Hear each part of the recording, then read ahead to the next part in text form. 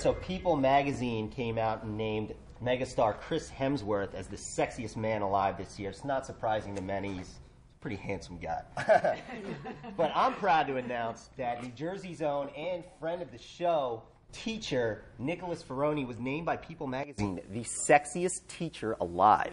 I caught up with Nick in Union. He was getting a little haircut, getting pretty, and I asked him why he was chosen. Part of me thinks my mom may have wrote 1,000 letters to the editor, but after I found out that wasn't the case, they actually, honestly, one of their editors contacted me, of all places, via Facebook.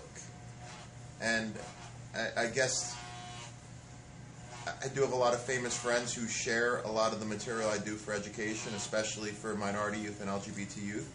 And apparently their editor is a fan of my work. I watched him teach a class, and it was remarkable about how engaged his students were. He situates his students facing each other because he doesn't want anybody to be able to sit in the back of the class. So everybody has to have his eyes on each other and him. They were talking to each other a lot. It was awesome. It was like 2 rows, and he's in the middle. He wants them to admire his, because he's the sexiest That's teacher absolutely alive. not Is that true. it? You're such a hater. So listen, he's turning teaching and teachers, kind of upside down in his history class. He includes really controversial subjects such as, race issues and also LGBT issues, some of which are not brought up by traditional teaching methods. He told me if we stay on this path, we're going to have a bunch of students who are unstable, unintelligent, uncreative, but are great at taking tests. So he added, I got chosen for what I do, not for what I look like. I definitely feel like it was more or less because they wanted to celebrate an educator.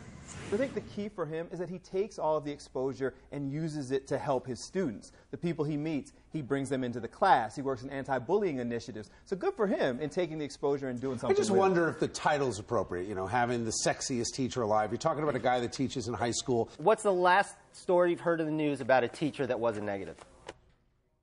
today.